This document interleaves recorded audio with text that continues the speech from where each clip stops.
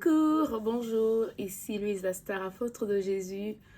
Euh, je reviens pour une nouvelle parole prophétique, comme promis.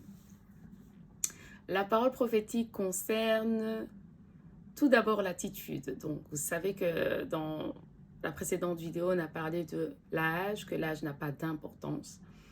D'abord, regardez, j'ai mis juste un petit rouge, hein, il n'y a rien d'autre. Euh, juste un petit crayon ici, juste c'est très léger. Et puis c'est tout, ok, pour quand même être présentable à l'extérieur. Mais voilà, sachez que Dieu privilégie, donc t'as pas besoin de mettre du rouge à lèvres, hein, c'est ça le... Si t'es un peu plus jeune, t'as vraiment pas besoin.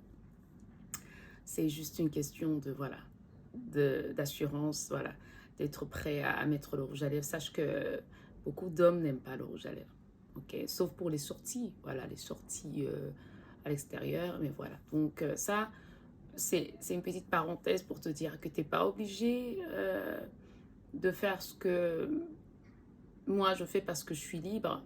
Enfin, je le fais juste pour être présentable, parce que des fois j'ai l'impression que je suis beaucoup trop naturelle, alors que voilà, c'est juste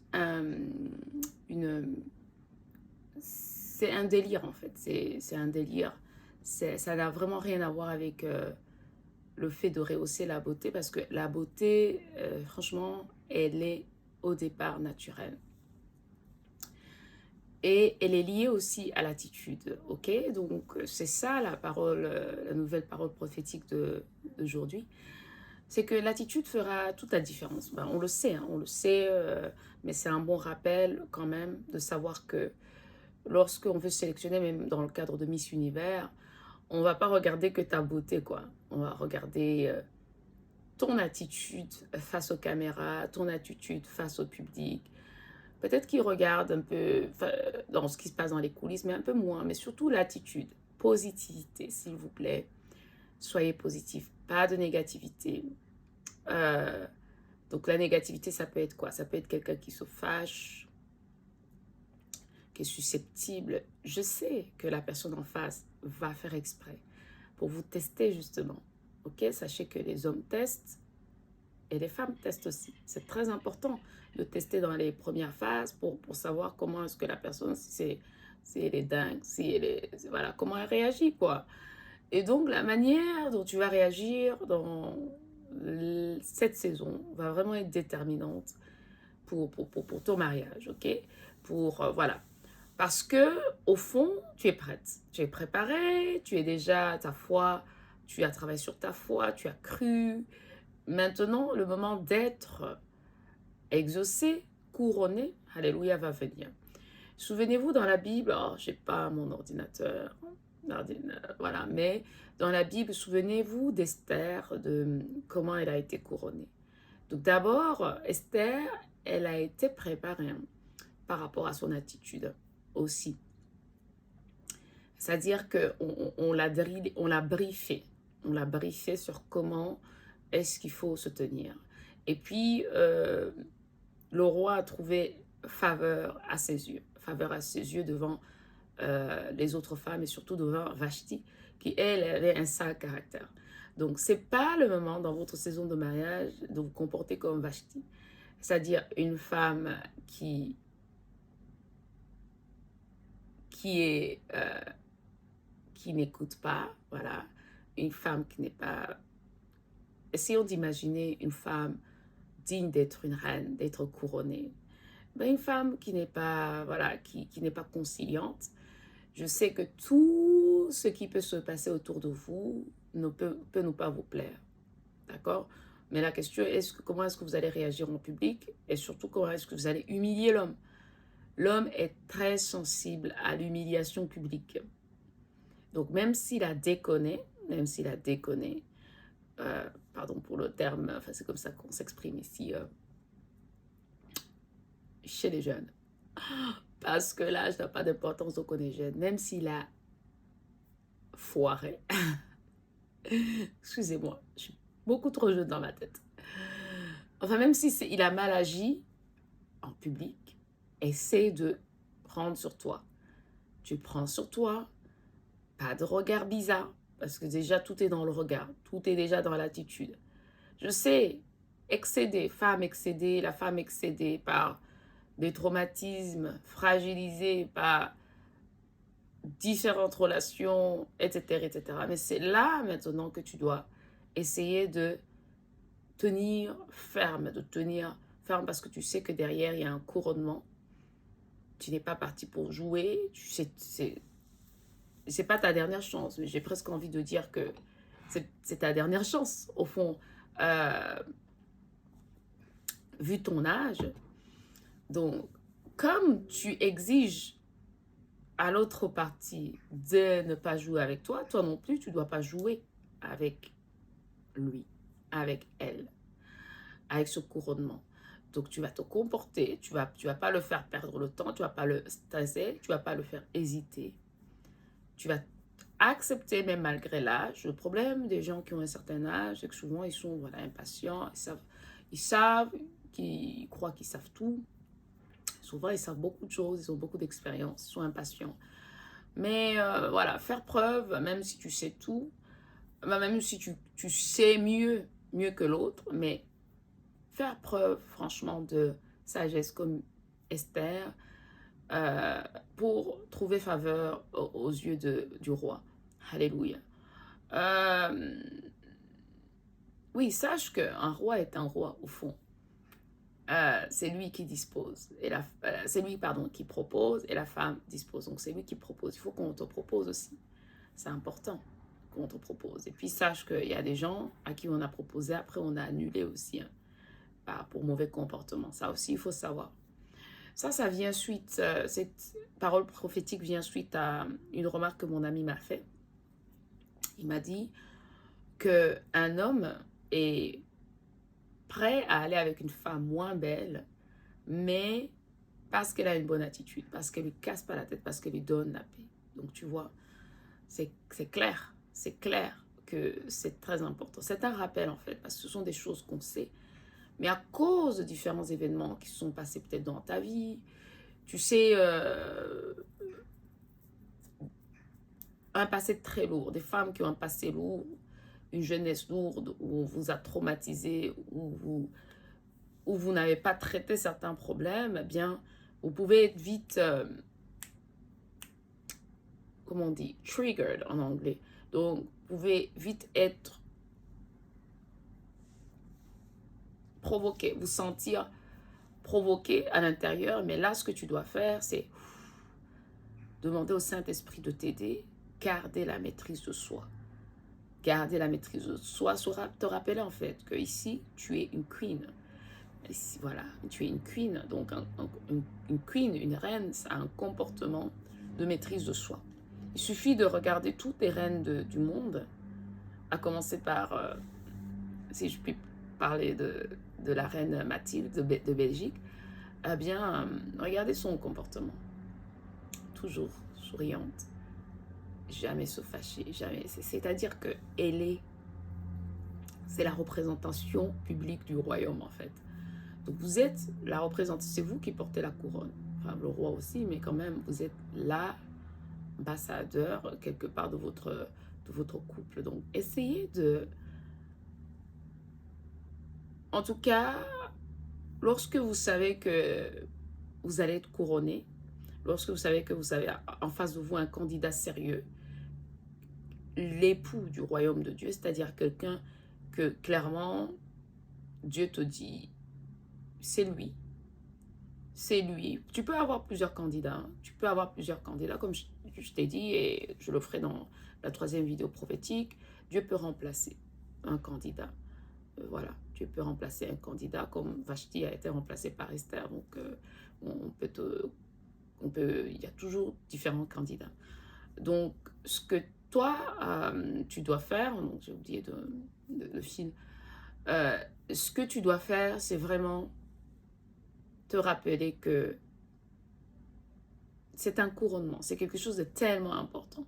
C'est le moment où tu vas être couronné par rapport au temps d'attente, par rapport au travail que tu as effectué, les larmes. Je touche ici et je pense directement aux larmes. Les larmes que tu as versées, Dieu sait que tu en as versé. il ne faudrait pas rater ce moment de couronnement juste à cause d'un problème d'attitude. On ne sait jamais. Essaie de te comporter avec tous. Avec tous les hommes que tu rencontres. Essaie de t'exercer déjà. T'exercer avec tes amis masculins. Voilà, tu commences à t'exercer dans les lieux publics. Tu t'exerces avec les hommes. Tu essaies de... Là où tu parlais beaucoup, tu parles moins. Tu ne parles pas du tout. Tu essaies de travailler sur un caractère. Parce que sinon, ton ancien caractère risque de ressortir. Donc, travaille aussi sur ton caractère. Tu apprends à être silencieuse, à accepter, à avaler les mauvaises choses, à avaler. Parce que ton couronnement est proche et que l'ennemi utilise souvent ta faiblesse de caractère pour te retarder dans ton mariage ou pour faire que les gens te quittent en fait. Et ça, c'est le secret de beaucoup de femmes. C'est pas spécialement qu'elles ont quelque chose de plus, quelque chose de plus de ouf. Non. Elles ont simplement une maîtrise de caractère, de leur caractère. C'est tout. Là où elles doivent crier, elles crient pas. Là où elles doivent... En fait, c'est pas que leur homme est parfait, c'est pas que leur couple est parfait, mais c'est juste elles se maîtrisent. Et c'est ainsi qu'elles restent longtemps. Et au plus elles restent longtemps, plus évidemment, le temps change des gens. Plus Dieu fait son œuvre, surtout si c'est une femme qui prie, surtout si l'homme aussi, elle arrive à encourager l'homme à aller dans les choses de Dieu. Au plus, ce couple va devenir de plus en plus aligné. Mais au début, c'est clair, tout le monde sait que les 3 premières années de mariage sont les plus difficiles parce que l'alignement dans le couple n'est pas encore là. Donc, qu'est-ce qui va faire cette différence? C'est vraiment le caractère de la femme et le caractère de l'homme. Donc, en même temps, tu vas faire ces efforts parce que tu vois aussi que l'homme fait un effort par rapport à son comportement, des choses qu'il faisait avant, il les fait plus. Tu vois, il avait des tendances à être, voilà, un homme irrespectueux et léger, il le fait plus. Donc, toi-même, tu vois qu'il fait des efforts. Donc, ça, c'est bon signe. Ça veut dire que Dieu est en train de travailler sur lui. Ça veut dire qu'il y a de l'espoir, ok? Donc, ne perds pas cette chance, cette opportunité qui est vraiment là, qui est le couronnement, qui est la cerise sur le gâteau par rapport à ce que tu mérites en vérité. Tu le mérites. Depuis longtemps, tu le mérites. C'est juste que tu as été... Dieu devait travailler sur toi. Dieu devait t'apprendre c'est quoi l'institution du mariage. Parce que sinon, tu allais de toute façon rater ça. Parce que ce n'est pas une petite institution. Donc, ne te dis pas que... ne te dis rien d'autre. Dis-toi, même si c'est à 60 ans qu'on est couronné, dis-toi qu'en fait, c'était pas du temps perdu. C'était vraiment une préparation pour une institution qui est si importante, telle que l'institution du mariage. Donc, toi, tu n'échoueras pas. Contrairement aux autres qui se sont lancés dedans sans vraiment savoir, ceux qui se sont lancés dedans très jeunes, souvent tu remarques qu'ils regrettent parce que c'est tellement une grosse institution, c'est pas n'importe quoi, c'est une nouvelle vie, alléluia, mais il faut vraiment comprendre que c'est une institution avant tout spirituelle, c'est ordonné par Dieu. Donc, si c'est ordonné par Dieu, personne ne peut vous séparer. Mais vous vous retrouvez là dans une même maison et puis vous ne savez même pas comment vous comporter. L'attitude, tu n'as pas, parce que tu es encore jeune, tu n'as pas encore travaillé sur ton caractère, tu n'as pas compris l'importance de travailler sur ton caractère, tu n'as pas expérimenté assez la vie pour te dire, allez, ça y est, je vais m'opposer. Donc dis-toi, au plus tu es âgé pour te marier, au mieux c'est finalement. Même si derrière les enfants, si tu n'as pas encore d'enfants, ça va peut-être, tu vas devoir peut-être demander l'intervention divine ou l'intervention de la science.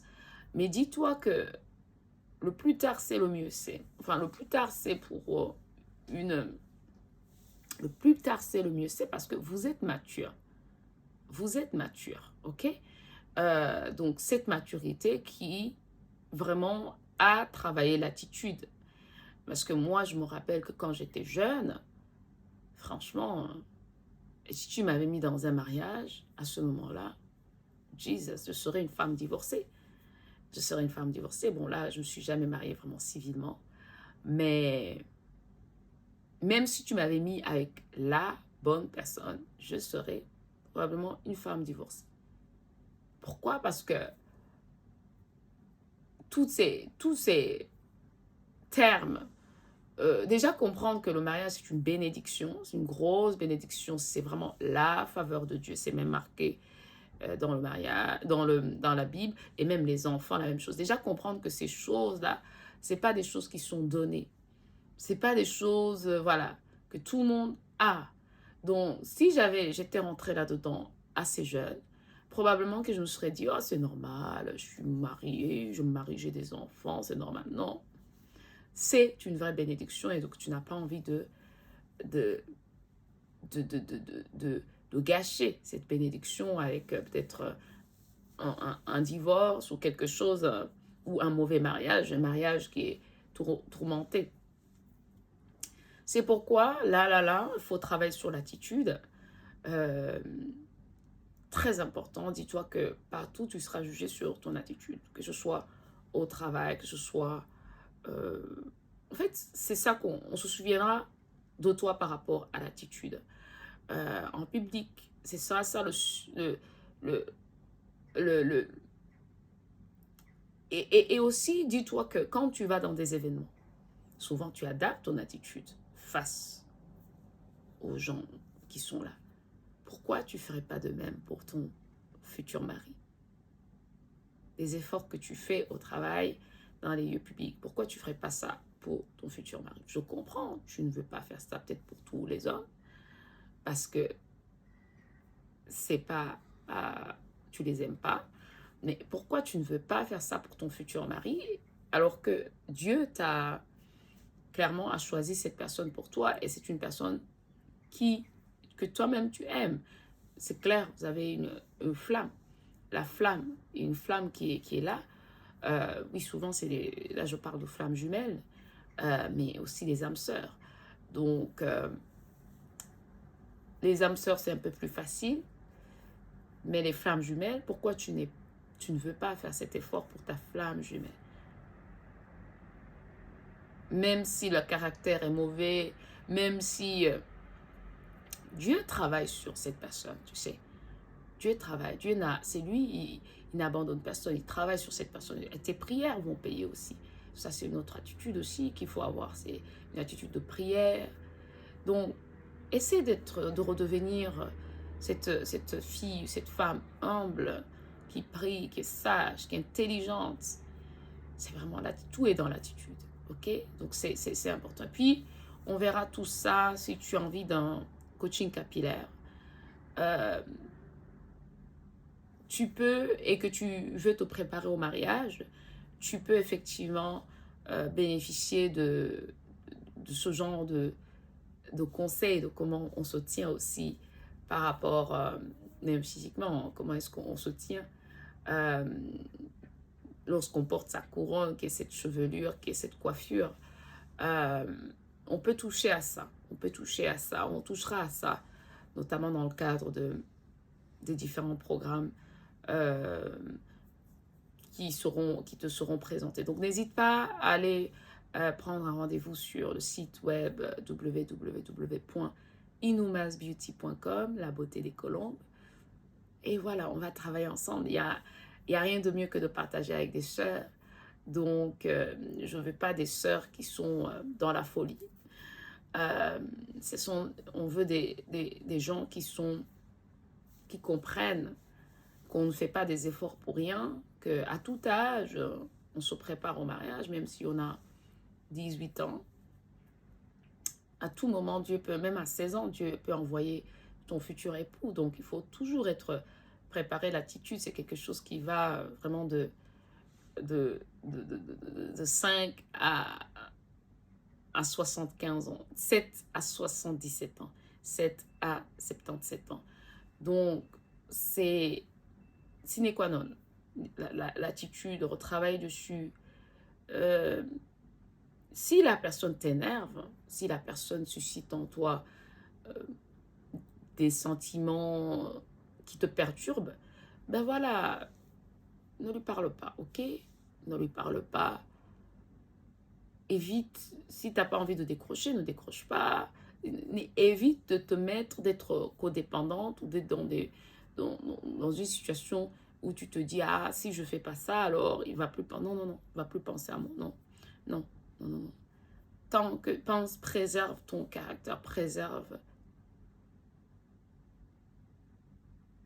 ta paix, parce que c'est cette paix qui va vraiment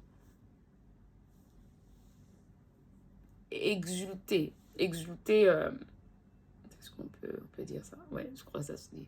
C'est cette paix qui va émaner de toi partout où tu seras. Euh, on t'observera. On t'observera. On t'observera. Sache qu'on t'observera partout où tu iras. On te testera. C'est des tests en fait. On te regarde, on t'observe. Et puis les gens profitent aussi quand ils voient que tu te laisses aller et que tu n'es pas encore marié. Profitent aussi pour salir ta réputation. Pour dire partout, voilà, regarde comment elle se comporte. Tant que tu n'es pas marié, il faut toujours faire attention à son attitude en public, en privé aussi, mais en public. Bon, il y a le travail qui peut être un travail de divertissement, mais quand je dis en public, c'est vraiment dans le cadre un peu plus voilà, familial, un peu plus voilà, la communautaire, où les gens, voilà, où les gens vraiment t'observent pour voir. Parce que par exemple, regardez Beyoncé. Beyoncé sur scène, elle dit qu'elle est sous démon. Elle devient quelqu'un d'autre. C'est des démons, donc effectivement, c'est des démons qui vous aident à performer, mais devenir mauvaise si, sur scène et tout. Mais bon, c'est ça qui paye. Malheureusement, c'est ça qui paye. C'est pour ça que même sur TikTok, sur les réseaux sociaux, les gens font des choses de folie pour faire le buzz. Parce que c'est ça qui marche. C'est une société comme ça. Mais regardez comment elle se comporte lorsqu'elle n'est pas sur scène. Complètement différente. Elle ne parle pas. Jamais humilier son mari. Pourtant, son mari, c'est pas du tout... voilà, on sait. Donc, attention, ça devrait vous dire quelque chose. Souvenez-vous de l'histoire avec Solange, où Solange s'était battue avec son mari. Donc, préfère qu'à la limite, ta soeur se batte pour toi en public. Parce qu'à la maison, tu as le droit, hein, tu as le droit de lui parler, mais il y a aussi des limites. Il ne faut pas exagérer. Parce que j'ai entendu l'histoire, oh my God, je ne sais pas si je peux promouvoir ça, mais une femme qui a battu son mari, mais vraiment un truc que c'est pas prémédité. Hein. Enfin, prémédité parce que lui aussi, il avait frappé. Elle aussi, elle s'est dit, bon, je vais le corriger. Donc ça, si tu penses, si tu réfléchis, tu te dis, est-ce qu'un mari qui est battu,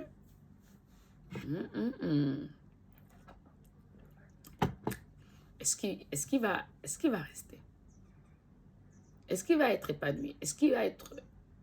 Est-ce que ton mariage là n'est pas foutu? Si, ton mariage est foutu. À moins que tu ne te mettes à genoux, demander pardon et que tu changes complètement d'attitude. Tu deviennes magnifique.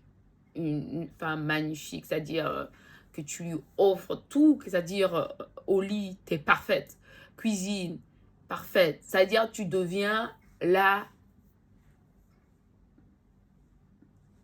princesse reine qu'il attendait toute sa vie. Mais sinon, pour corriger une telle attitude, ça va être dur parce que tu as touché à son ego. Et comme disait un homme sur YouTube, peut-être s'il regarde, il se reconnaîtra, je crois que c'est Mickey Boss, l'homme n'a que sa fierté.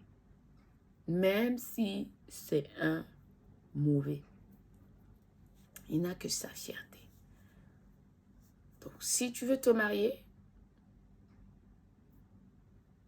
sache que ça va jouer beaucoup, beaucoup. Surtout si c'est l'homme que Dieu veut que tu maries. D'accord? Finalement, Dieu te montrera. Dieu te montrera, c'est lui. Et donc, pour cet homme-là, tu dois faire des efforts. C'est ton mari. Pour ton mari. Ton mari. Mais quand tu sais que ce n'est pas ton mari, pourquoi tu vas faire des efforts? Bon, quand même, il faut être respectueux. Mais clairement, tous les efforts, tu dois les mettre sur ton mari. Donc, dans la prochaine vidéo prophétique, on va parler justement de ce mari. Comment est-ce que Dieu a envie que ce soit. Puis voilà. Allez, on se retrouve, travaille sur ton attitude. Tu peux y arriver.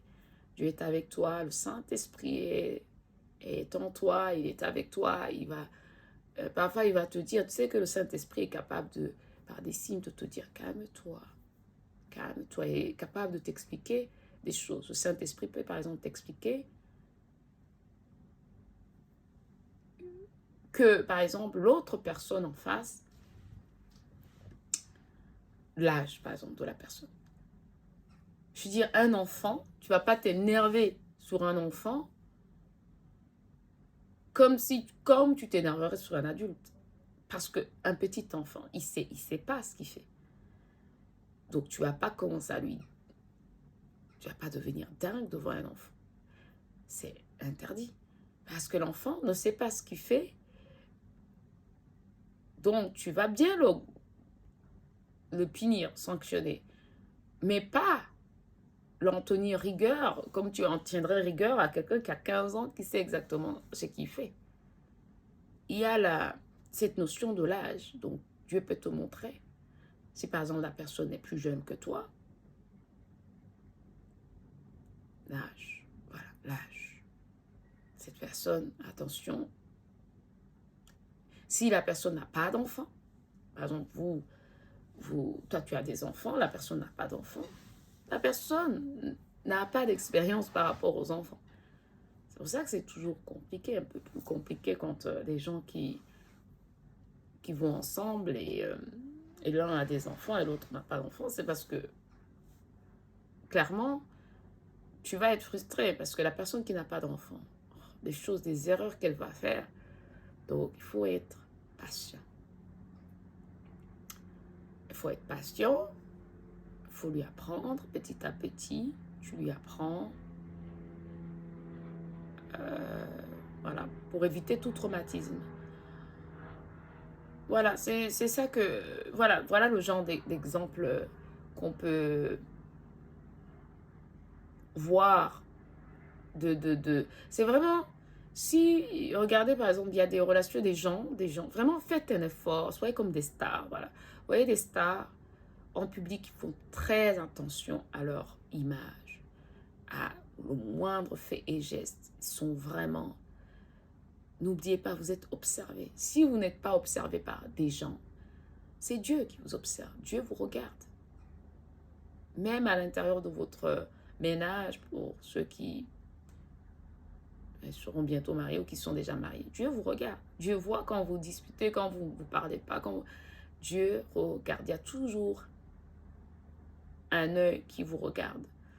Donc, c'est mieux que vous travaillez tous sur votre attitude, les hommes et les femmes, d'en faire le moins, de faire le moins de dégâts possibles en privé et en public.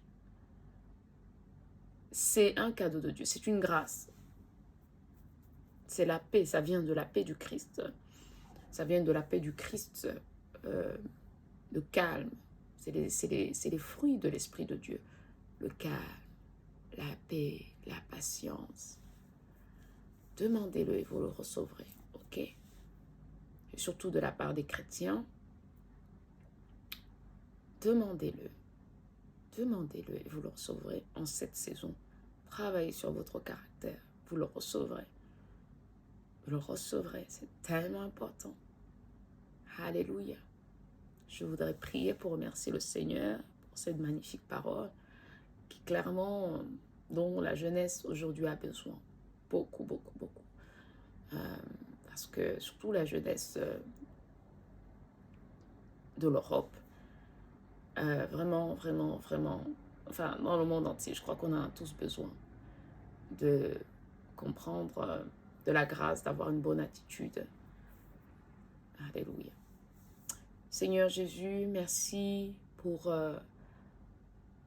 cette parole prophétique qui est tellement importante, qui était tellement bienvenue pour nous tous, qui ne sommes pas encore mariés, qui sommes sur notre cheminement de mariage,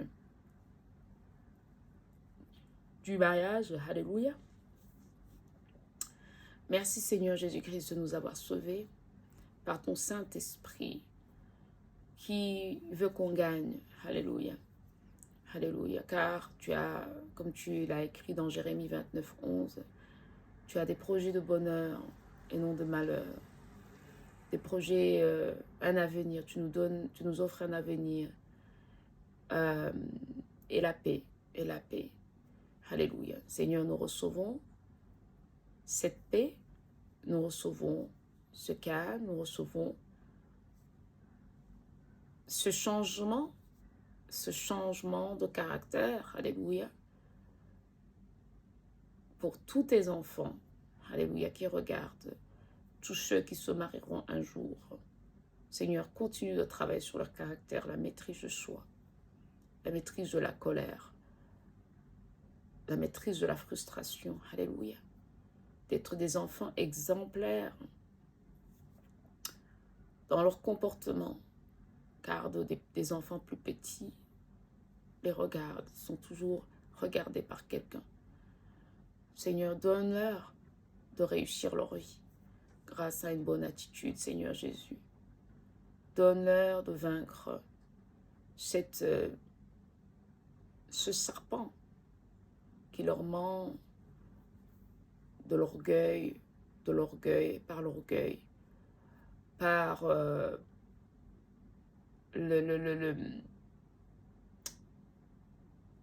la victimisation, l'esprit de victimisation, et voilà, et par le manque de maturité. Seigneur Jésus-Christ, nous te remercions de nous avoir changés par ton Saint-Esprit, de souffler en nous cette nouvelle vie, alléluia, représentée par ce nouveau caractère qui va effectivement étonner le monde entier, qui va étonner tous ceux qui nous connaissent, tous ceux qui pensaient que nous allions échouer complètement.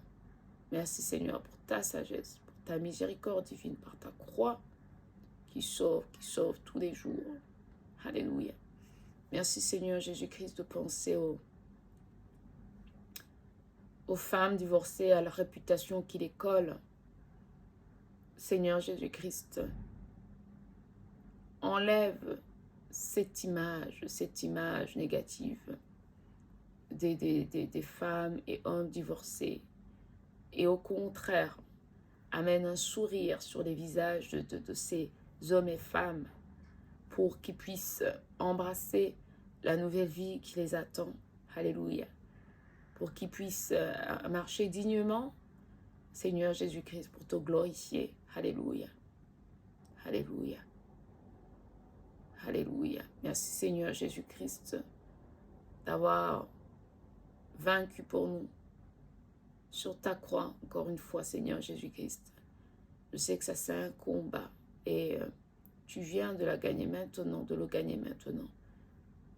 Que tout arme forgée contre nous ne réussisse pour nous perturber, pour nous faire retomber, rechuter dans les mauvaises choses, des mauvaises habitudes. L'alcool, l'alcoolisme, toutes ces choses qui peuvent provoquer en nous un changement d'attitude négatif, Seigneur Jésus-Christ. Apprends-nous à éviter ces choses, la drogue et toutes sortes de... même le manque de sommeil qui peut provoquer l'irritabilité, la codépendance, on en a déjà parlé. Seigneur Jésus, libère tes enfants. Maintenant, brise ces chaînes qui les attachent, ces chaînes qui les empêchent de rentrer dans leur destin de mariage et d'être épanouis. Seigneur, je sens que tu brises ces chaînes intérieures. Je sens que tu les brises. Seigneur Jésus-Christ, je te remercie. Je te remercie. Je te remercie pour cette action divine, incroyable, parce que tu es en train de sauver quelqu'un de la solitude. Oui, tu es en train de sauver quelqu'un d'une malédiction, tout simplement par une bonne nouvelle sur le changement, l'importance d'avoir une attitude du Saint-Esprit. Alléluia, surtout pour les femmes. Alléluia, nous recevons ta délivrance, Seigneur Jésus-Christ. Amen. Voilà, écoutez, j'ai senti que Dieu a fait quelque chose, est en train de faire quelque chose. Donc, si vous pouvez aller répandre cette bonne nouvelle très importante, faire une remarque à quelqu'un que tu vois bien que son attitude n'est pas au top, surtout une fille, dis-lui, sois gentil, dis-lui ou transmets-lui cette vidéo parce que c'est hyper important. C'est l'une des choses en fait qui bloque beaucoup de choses. Donc, bloque beaucoup de choses dans la vie des femmes, des hommes et des femmes. Ok? Des hommes et des femmes, surtout des jeunes hommes et des jeunes femmes. L'attitude. Allez, bonne journée. Ciao.